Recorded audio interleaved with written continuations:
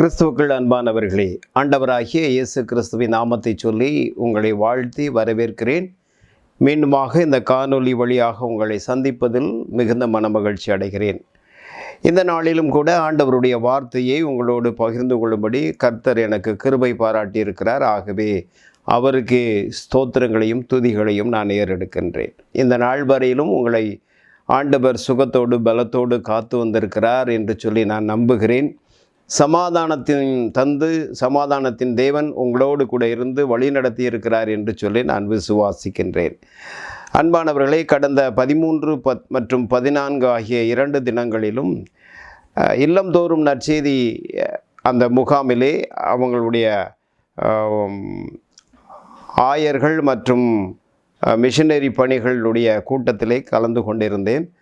அந்த கூட்டமானது மிக பிரயோஜனமாக இருந்தது. அங்கு நடைபெற்ற மிஷனரிகளுடைய வேலைகள், அவர்கள் படுகின்ற கஷ்டங்கள் இவற்றையெல்லாம் வீடியோ கிளிப் மற்றும் நேரடியாகவும் கேட்டு அறிந்து வந்தேன். அங்கு சென்றது உண்மையிலேயே இந்திய தேசம் எவ்வாறு கடவுளுடைய நற்செய்தி அறிந்து கொண்டிருக்கிறது, எப்படி நற்செய்தி பரப்பப்படுகிறது, நற்செய்தி அறிவிக்கப்படுகிறது என்பதை புரிந்து கொள்ள அது ஒரு வாய்ப்பாக அமைந்தது. ஆக இந்திய தேசம் கர்த்தரை அறிந்து கொள்ள வேண்டும். மக்கள் இயேசு கிறிஸ்துவை தன்னுடைய சொந்த இரட்சகராக ஏற்றுக்கொள்ள வேண்டும் என்று சொல்லி அவர்கள் பல கஷ்டங்களின் மத்தியிலும் துயரங்களின் மத்தியிலும் நற்செய்தியை சுமந்து செல்கிறார்கள். ஆனால் அவர்கள் நம்மிடத்தில் எதிர்பார்க்கிற ஒரு காரியம் என்னவென்று சொன்னால், நீங்கள் எங்களுக்காக ஜெபம் செய்யுங்கள். நக்சலைட்டுகள் நிறைந்த இடம், நக்சலைட்டுகள் ஊடுருவக்கூடிய இடங்கள், இப்படிப்பட்ட இடங்களிலும் நாங்கள் சென்று ஆண்டவருடைய நற்செய்தியை சொல்லி வருகிறோம். ஆகவே எங்களுடைய பணிக்காக நீங்கள் ஜெபம் செய்து கொள்ளுங்கள். நீங்கள் செய்கின்ற ஜெபம்தான் எங்களை எல்லா விதத்திலிருந்தும், துஷ்ட மிருகங்களிடமும் மனிதர்களிடமிருந்தும் அதே போல் நக்சலைட்டுகளிடமிருந்தும் எங்களை பாதுகாத்து கொள்கிறது என்று சொல்லி அவர்கள் சொன்னார்கள். ஆகவே அந்த மிஷனரி பணிக்காக நாம் ஜெபம் செய்வோம். ஒவ்வொரு நாளும் நம்மளுடைய ஜெபத்திலே ஆண்டவருடைய சமூகத்திலே ஆண்டவருடைய நற்செய்தி பணி அறிவிக்கிற மிஷனரி பணிக்காக நாங்கள் ஜெபிக்கிறோம் என்று சொல்லி அவற்றிற்காக நாம் ஜெபிப்போம். காஷ்மீர் பகுதியிலே இன்றைக்கு ஒரு ஆலயம் கட்டுவதற்காக முயற்சிகள் செய்து கொண்டிருக்கிறார்கள் என்று கேள்விப்பட்ட பொழுது அது எனக்கு மிகுந்த மகிழ்ச்சியை கொடுத்ததாக இருந்தது. அந்த பகுதியிலே ஒருவரும் செல்ல முடியாத அந்த இடத்திற்கு அவர்கள் சென்று நற்செய்தியை சொல்லி ஒரு தீவிரவாதி மனம் மாறி ஆண்டவரை ஏற்றுக்கொண்டு அவனே போலீஸில் சரணடைந்து அவன் மீண்டுமாக குற்றம் நீங்கி வெளியிலே வந்த பொழுது, விடுதலையான பொழுது அவனே ஒரு ஆலயத்துக்கு போதகராக இருந்து அங்கு ஒரு 15 குடும்பங்கள் இன்றைக்கு ஆராதித்து கொண்டிருக்கிறது என்று சொல்லி அவர்கள் சொன்ன அந்த வார்த்தையை கேட்டு உண்மையாகவே ஆண்டவருக்கு நான் நன்றி சொன்னேன். அப்படிப்பட்ட இடங்களிலெல்லாம் மிஷனரிகள் சென்று நற்செய்தியை பரப்புகிறார்கள். ஆகவே அவர்களுக்காக நாம் ஜெபம் செய்வோம். அந்த ஜெபம் அவர்களை காப்பாற்றும் என்று சொல்லி நாம் நம்புவோம். கப்பலுக்கு நங்கூரம் எவ்வளவு முக்கியமானதோ அதை போல நம்பிக்கை மனிதனுடைய ஆத்துமாவுக்கு மிக முக்கியமான ஒன்றாக இருக்கிறது. ஆகவே நாம் நம்பிக்கை வைப்போம். ஆண்டவர் நிச்சயமாய் அப்படிப்பட்ட பணிகளை ஆசீர்வதிப்பார்.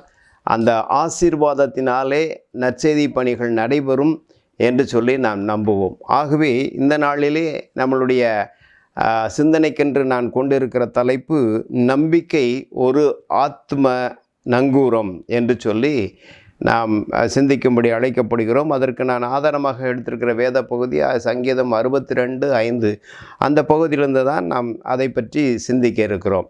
பொதுவாக நம்பிக்கை என்பது திடமாக அல்லது உறுதியாக நடக்கும் அல்லது நன்மையானது வரும் என்று சொல்லி காத்திருப்பது, இதுதான் நம்பிக்கை என்று சொல்லி நாம் பொதுவாக பார்க்கிறோம். ஆனால் கிறிஸ்தவர்களுடைய நம்பிக்கை என்னவென்று சொன்னால், வேத வசனங்களில் அல்லது ஆண்டவருடைய வார்த்தையை அடிப்படையாக கொண்டு நாம் பொறுமையோடு தேவன் கூறுகின்ற அந்த வார்த்தைகள் மீது நம்பிக்கை வைக்கும்போது நிச்சயம் எல்லாம் நிறைவேறும் என்று நினைப்பது தான் நம்பிக்கை. கடவுளுடைய வார்த்தையின் மீது நம்பிக்கை அல்லது அவருடைய வாக்குத்தத்தங்கள் மீது நம்பிக்கை வைத்து பொறுமையோடு காத்திருந்து அது நிச்சயமாக நடக்கும்னு சொல்லி நம்ம வெயிட் பண்ணுவது தான் கிறிஸ்தவ நம்பிக்கையாக இருக்கிறது. அதைத்தான் அப்போஸ்தலனாகிய பவுல் ரோமர்கள் எழுதின நிருபம் 15ஆம் அதிகாரம் 4ஆம் வசனத்தில் தேவ வசனத்தினால் உண்டாகும் பொறுமையினாலும், அப்போ நம்பிக்கை வைக்கும்போது நமக்கு பொறுமை ஆட்டோமேட்டிக்காக வருது. அந்த பொறுமையினால் ஆறுதலும் நமக்கு கிடைக்குது. ஏன் ஆறுதல் கிடைக்கிறதுனா, நான் நம்புவது அவரிடத்திலிருந்து கிடைக்கும் அப்படின்னு சொல்லி நாம் நம்பிக்கை உள்ளவர்களாகும்படிக்கு, இப்போ கடவுள் மீது நம்பிக்கை உள்ளவர்களாகும்படிக்கு முன்பு எழுதியிருக்கவைகளெல்லாம் நமக்கு போதனையாக எழுதியிருக்கிறது என்று பவுல் அங்கு சொல்வதை நாம் பார்க்கிறோம். இப்போ கிறிஸ்தவராகிய நமது நம்பிக்கை என்ன அப்படின்னு பார்க்கும்போது, தேவனை ஆதாரமாக கொண்டு அவரை உறுதியாக பற்றி கொண்டிருந்தால் அவர் நமக்கு சத்தியத்தை என்ன செய்கிறார், போதிக்கிறார். அவர் நாம் நடக்க வேண்டிய வழியை நமக்கு காண்பித்து அதிலே நடத்துகிறார்.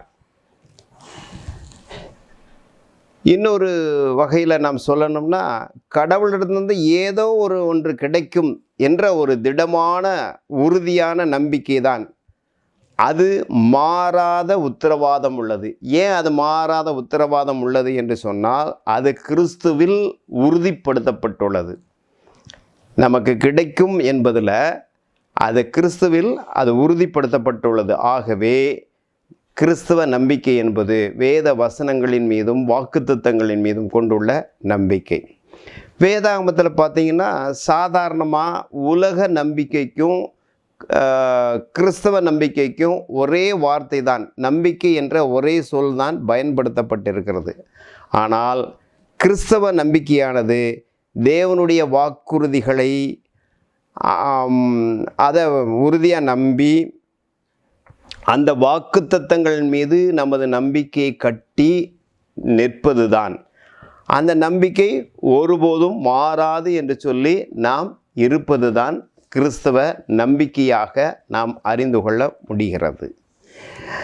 அன்பானவர்களே, இதை குறித்து பவுல் சொல்கின்ற பொழுது, உபத்திரவம் பொறுமையும், பொறுமை பரீட்சையும், பரீட்சை நம்பிக்கையையும் உண்டாக்கும். அந்த நம்பிக்கை நம்மை வெட்கப்படுத்தாது. அப்போ உபத்திரவம் வந்தாலும் சரி, அது எனக்கு பொறுமையை கொடுக்குது, பொறுமை பரீட்சையை கொடுக்குது. அந்த பரீட்சையின் மூலமாக நம்பிக்கை உண்டாக்குகிறது.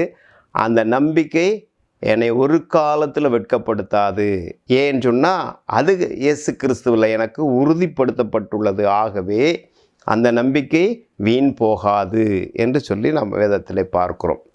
சரி, மக்கள் நம்பிக்கை இழக்கும்போது என்ன நேரிடுகிறது என்று சொன்னால், நம்பிக்கை இழக்கும்போது அவர்கள் சோர்வடைந்து விடுகிறார்கள்.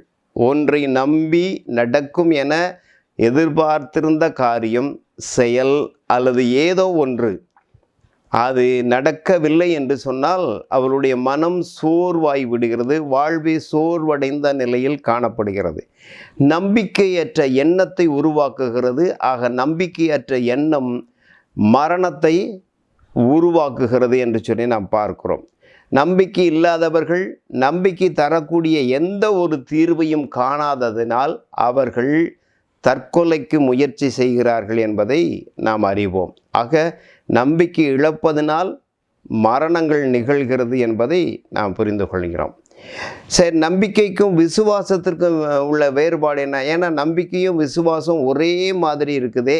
அப்போ நம்பிக்கைன்னா என்ன, விசுவாசம்னா என்ன? நம்பிக்கை என்பது உறுதி செய்யப்பட்ட வாக்குத்தத்தம்.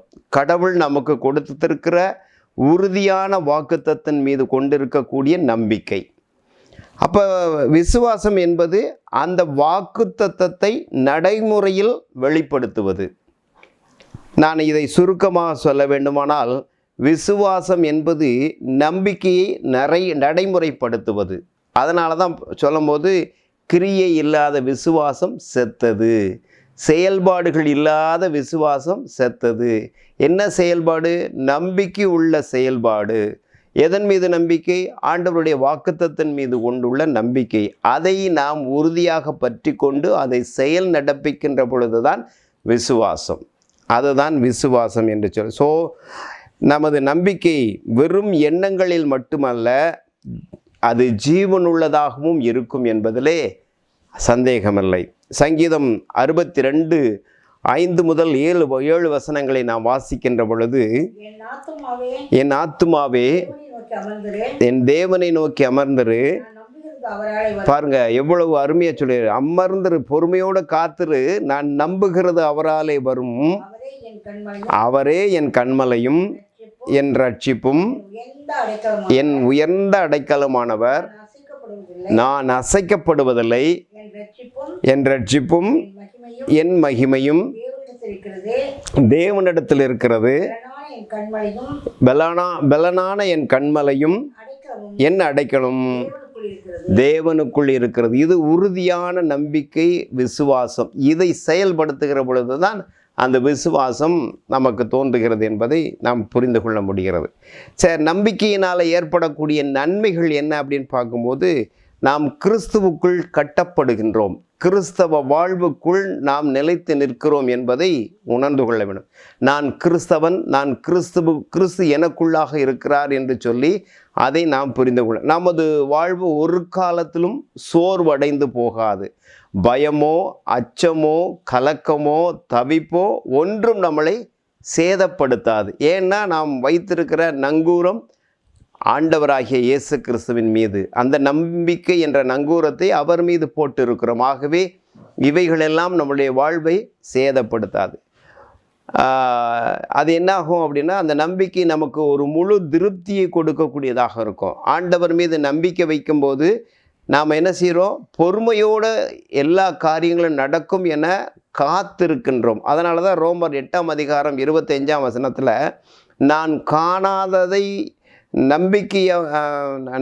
நம்பிக்கையினால் அது வருகிறதற்கு பொறுமையோடே காத்திருக்கிறேன். நான் காணாததை அது வருகிறதற்கு பொறுமையோடு காத்திருக்கிறேன் அப்படின்னு சொல்லி அங்கே அப்போஸ்தலனாகிய பவுல் அங்கே சொல்வதை பார்க்கிறோம். அப்போ நம்பிக்கை என்பது நமக்கு என்ன தருகிறது அப்படின்னா, கிறிஸ்தவ வாழ்வை, கிறிஸ்து எனக்குள் இருக்கிறன்ற நிச்சயத்தை தருது, சோர்வை அகற்றி போடுது, பயத்தை அகற்றுது, அச்சத்தை அகற்றுது. எந்த கஷ்டம் நமக்கு இல்லாமல் அது நம்மளை பாதுகாத்து கொள்கிறது, நமக்கு ஒரு முழு திருப்தியை உண்டாக்குகிறது, தைரியத்தை கொடுக்கக்கூடியதாக இருக்கிறது. ஆண்டவரிடத்தில் நாம் இருக்கும்போது, அவர் மீது நம்பிக்கை வைக்கும்போது நமக்கு தைரியத்தை கொடுக்கிறதா இருக்கிறது. வாசிப்போம் 2 கொரிந்தியர் 3:12 வசனத்தில், நாங்கள் இப்படிப்பட்ட நம்பிக்கை உடையவர்களானதால் மிகவும் தாராளம். எந்த நம்பிக்கை? ஆண்டவன் மீது வைத்திருக்க நம்பிக்கையை உடையவர்களாக இருக்கிறதுனால எதற்கும் பயப்படுறதில்ல, நாங்கள் தைரியமாக பேசுகிறோம் அப்படின்னு பவுல் சொல்வதை பார்க்குறோம். அன்பானவர்களே, உறுதியான நம்பிக்கை நமக்கு மகிழ்ச்சியையும் ஆறுதலையும் மன உறுதியும் கிறிஸ்துவின் சாயலையும் நமக்கு கொடுக்கக்கூடியதாக இருக்கிறது என்பதிலே சந்தேகமில்லை. சரி, ஒருவேளை நம்பிக்கை தோல்வி உறுவதற்கு என்ன காரணம் என்பதை நாம் யோசிக்க வேண்டும். மனிதர்கள் பேரிலோ அல்லது ஒரு குழுக்கள் பேரிலோ நம்பிக்கை வைக்கின்ற பொழுது அது தோல்வி உறுகிறது. சூழ்நிலைகள் அல்லது திட்டமிடப்பட்ட காரியங்கள் அல்லது நமது திறமையின் மீது வைத்திருக்கிற நம்பிக்கைகள், இவைகளெல்லாம் நமக்கு தோல்வியை உண்டாக்கக்கூடிய காரணிகளாக அமைந்து விடுகின்றன. சூழ்நிலைகளை பார்க்கின்ற பொழுது நிச்சயமாக கிடைத்துவிடும் என்ற ஒரு நம்பிக்கை இருக்கும். ஆனால் கடைசி நிமிஷத்திலே அவைகள் நம்மை ஏமாற்றத்திற்குள்ளாக்கும். அதை போல திட்டமிட்டு செய்த ஒரு காரியம் காலத்தின் சூழல் அல்லது கால தாமதங்களினால் அந்த திட்டமிடுதலும் வீணாக போய்விடுகிறது.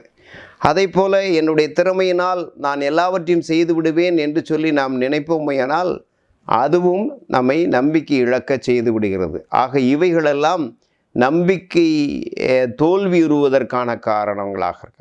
அப்படியானால் நாம் யார் மீது நம்பிக்கை வைக்க வேண்டும் என்று சொன்னால், ஆண்டவராகிய இயேசு கிறிஸ்துவின் மீதும் அவருடைய வாக்குத்தத்தங்கள் மீதும் நாம் நம்பிக்கை வைக்கின்ற பொழுது அந்த நம்பிக்கை நமக்கு உறுதி செய்யப்பட்டதாகவும் அது நடக்கக்கூடியதாகவும் அதில் வெற்றி உண்டாகக்கூடியதாகவும் இருக்கும் என்பதிலே சந்தேகமில்லை. சரி, இப்போ நம்ம நம்பிக்கை இழந்து போயிட்டோம், அதை எப்படி திரும்ப பெற்றுக்கொள்வது? தவறிட்டோம், சரி மறுபடியும் நம்ம போய் ஆண்டவர்கிட்ட என்ன செய்கிறது, எப்படி போய் கேட்குறது? நம்ம ஏற்கனவே ஒரு நம்பிக்கை துரோகத்தை செஞ்சிட்டோமே, மறுபடியும் எப்படி போய் நம்ம ஆண்டவர்கிட்ட கேட்குறது என்று சொல்லி நாம் ஒருவேளை புலம்பிக் கொண்டிருப்போமே. ஆனால் அங்கே தீர்க்கதரிசியாகிய எரேமியா வழியாக ஆண்டவர் நமக்கு சொல்லுகிற வார்த்தை, எரேமியா 29:11 வாசிக்கிற பொழுது பாருங்க, நம்ம புலம்பிக்கிட்டு இருக்கும்போது ஆண்டவர் சொல்றாரு, நீங்கள் எதிர்பார்க்கும் முடிவை உங்களுக்கு கொடுக்கும்படிக்கு நான் உங்கள் பேரில் நினைத்திருக்கிற, அவரே அவருடைய பேர்ல நினைச்சிருக்கிற நினைவை அறிவேன் என்று கர்த்தர் சொல்றார். அப்ப அவர் பேர்ல அவர் வைத்திருக்கிற நினைவை அறிவேன் என்று நமக்காக கர்த்தர் சொல்கிறார் என்பதை இந்த இடத்துல நாம் புரிந்து கொள்ள வேண்டும். அவைகள் தீமைகள் அல்ல, சமாதானத்துக்கான நினைவுகளே. அப்ப நம்மளுடைய நம்பிக்கை இழந்த பொழுது சோர்வுற்று போய் மரணம் செய்து கொள்ளலாமா, தற்கொலை செய்து கொள்ளலாமா என்ற ஒரு நிலைக்கு தள்ளப்படுகின்ற பொழுது ஆண்டவர் நமக்கு என்ன சொல்கிறார்? நீங்கள் எதிர்பார்த்திருக்கும் முடிவை உங்களுக்கு கொடுக்கும்படிக்கு நான் நினைச்சிட்டு இருக்கேன். அது தீமைக்கானவைகள் அல்ல, மரணத்துக்கானவைகள் அல்ல, அது வாழ்வுக்கானவைகள், அவைகள் சமாதானத்துக்குரியவைகள் என்று சொல்லி ஆண்டவர் சொல்கிறார். ஆக நம்ம இழந்து போனதை திரும்ப தேடும் பொழுது ஆண்டவர் என்ன செய்கிறாரு? நமது மீது கிருபையையும் இரக்கத்தையும் காண்பித்து நம்மை நேசிக்கக்கூடிய ஆண்டவராக இருக்கிறார். அவர் சொல்லுகிற வார்த்தை, நீங்கள் எதிர்பார்த்திருக்கும் முடிவை உங்களுக்கு தரும்படிக்கு நான் காத்திருக்கிறேன் என்று சொல்லி. ஆகவே அவருடைய சமூகத்தில் நம்ம என்ன செய்யணும்? நம்மளை தாழ்த்தி படைக்கணும், ஆண்டவரை நோக்கி பார்க்கணும், கதற வேண்டும் என்று சொல்லி நாம் பார்க்கிறோம். அன்பானவர்களே, புலம்பல் 3:19 மற்றும் 20 அங்கே சொல்லும்போது, எட்டியும் பிச்சுமாகிய என் சிறுமையையும் என் தவிப்பையும் நினைத்தருளும் என் ஆத்துமா அவைகளை நினைத்து நினைத்து நினைத்து முறிந்து போகிறது. பாருங்க, அந்த நம்பிக்கை துரோகத்தை அவர் நினச்சி நினச்சி நினச்சி கசப்பான காரியங்களை மனசில் நினச்சி அவருடைய ஆத்மா எப்படி போகுதா? முறிந்து போகிறது அப்படின்னு சொல்லி. அப்போ அதை ஆண்டவருடைய சமூகத்தில் நினச்சி ஆண்டவரே மன்னிச்சிருங்கன்னு சொல்லி கேட்கும்போது அவர் என்ன செய்கிறாருன்னா, நம்மளுடைய நம்பிக்கை அற்றுப்போகாமல் ஜீவனோடு இருப்பதற்கு அவரது கிருபையை அளிக்கக்கூடியவராக இருக்கிறார். அப்போ நம்பிக்கை இழந்து போனால் ஆண்டவர்கிட்ட திரும்பி வருவதற்கு நம்மளுடைய ஒரே வழி என்ன? அவற்றை நினைத்து நினைத்து ஆண்டவரிடத்தில் அறிக்கை செய்யும்போது அவர் நமக்கு கிருபை அளிக்கக்கூடியவராக இருக்கிறார். அதனால தான் நான் நிர்மூலமாகாமல் இருப்பது தேவனுடைய கிருபை என்று சொல்லி புலம்பல் 3:22 நாம் வாசிக்க கேட்கிறோம். அன்பானவர்களே, நம்மளுடைய அவநம்பிக்கையினால் வழி தவறி போனாலும் ஆண்டவர் நம்மீது எப்படி இருக்கிறான்னா, உண்மை உள்ளவராக இருக்கிறார். நம்மளிடத்தில் அவர் உண்மை உள்ளவராக இருக்கிறார் என்பதை நாம் அறிந்து கொள்ள வேண்டும். அவர் மனம் மாறுவதற்கு மனிதன் அல்ல, சொன்னபடியே செய்யக்கூடிய ஆண்டவர். ஆகவே அவர் எனது பங்கு, கர்த்தர் எனது பங்கு, அவர் என் ஆத்துமா என்று எனது ஆத்துமா சொல்லும். அவர் என்னுடைய பங்கு என்று என் ஆத்துமா சொல்லும். எனவே நான் அவரிடத்தில் நம்பிக்கை கொண்டிருப்பேன் என்று சொல்லி அங்கே சொல்வதை நம்மால் பார்க்க முடிகிறது. அன்பானவர்களே, இந்த நம்பிக்கையினால் நமக்கு என்ன கிடைக்கிறது என்று சொன்னால், நிறைவான வாழ்வு கிடைக்கிறது. இயேசு கிறிஸ்து உங்களுடைய வாழ்க்கை, உங்களுடைய நங்கூரம், அது அப்படிப்பட்ட வாழ்வு அது நிலைத்து நிற்கக்கூடிய ஒரு வாழ்வாக இருக்கும் என்பதில் சந்தேகமில்லை. இயேசு கிறிஸ்து தான் உங்களுடைய வாழ்க்கை, அவர்தான் உங்களுடைய நங்கூரம். அப்படியானால் அந்த வாழ்க்கை நிலைத்து நிற்கக்கூடிய ஒரு வாழ்க்கையாக இருக்கும். ஆசீர்வதிக்கப்பட்ட நம்பிக்கையானது உங்களில் விசுவாசத்தையும் அன்பையும் அதென்ன செய்கிறது? பிறப்பிக்க செய்கிறது. ஆசீர்வதிக்கப்பட்ட நம்பிக்கை உங்களுடைய வாழ்க்கையில் விசுவாசத்தையும் நம்பிக்கையும் அன்பையும் பிறப்பிக்கக்கூடியதாக இருக்கிறது. தூய வாழ்வுக்கு அது வழிவகை செய்கிறது. தளர்ந்து போன உங்களுடைய வாழ்வை மீண்டும் புத்துணர்ச்சி பெறச் செய்கிறது. மகிழ்ச்சிக்கு அது வழிவகை செய்கிறது. பாதுகாப்பை தரக்கூடியதாக இருக்கிறது. ஆத்துமாவிற்கு நம்பிக்கை நங்கூரமாக இருக்கிறது என்பதிலே சந்தேகமில்லை. ஆகவே நமது நம்பிக்கை உலக பிரகாரமாக அல்லாமல் ஆண்டவர் பேரிலே வைப்போம். நம்பிக்கை இழந்தாலும் ஆண்டவருடைய சமூகத்தில் வந்து நிற்கிற பொழுது அவர் நமக்கு கொடுப்பதற்கு நிச்சயமாக உறுதி உள்ளவராக இருக்கிறார். அப்படிப்பட்ட நம்பிக்கையை ஆண்டவர் மீது வைப்போம். கர்த்தர் அப்படிப்பட்ட ஆசீர்வாதங்களை நமக்கு தருவாராக. ஜெபம் செய்வோம். நல்ல தகப்பனே, அருமையான வேளைக்காய் ஸ்தோத்திரம். இந்த நாளிலும் நம்பிக்கை ஒரு ஆத்தும நங்கூரம் என்ற தலைப்பின் கீழ் சிந்திக்கும்படி எங்களுக்கு உதவி செய்தீர். நம்பிக்கை என்பது என்ன, விசுவாசம் என்பது என்ன என்பதை குறித்து இந்த நாளிலே கற்றுக்கொண்டோம். நம்பிக்கை என்பதையும் நாங்கள் புரிந்து கொண்டோம் ராஜா. உமது வாக்குத்தத்தங்கள் மீதும் உமது வசனங்கள் மீதும் நாங்கள் அசைக்க முடியாத ஒரு எதிர்பார்ப்பை வைத்திருப்பது தான் நம்பிக்கை என்று சொல்லி கற்றுக்கொண்டோம். அந்த நம்பிக்கையை செயல்களில் காண்பிப்பது விசுவாசம் என்றும், நம்பிக்கையை இழந்து போனவர்கள் திரும்ப எப்படி பெற்றுக்கொள்ள முடியும் என்றும், அதற்காக நாங்கள் என்ன செய்ய வேண்டும் என்றும், இந்த நம்பிக்கையை பெற்றுக்கொள்வதனால் நாங்கள் அடையக்கூடிய நன்மைகள் என்னவென்றும் இந்த நாளில் கற்றுக்கொண்டோம். அதற்காக உமக்கு நன்றி. வார்த்தைகளை ஆசீர்வதித்தரலும், வசனங்களை ஆசீர்வதித்தரலும், இது கேட்கும் மக்களுடைய மனதிலே பேசும்படிக்கு கர்த்தர் உதவி செய்யும்.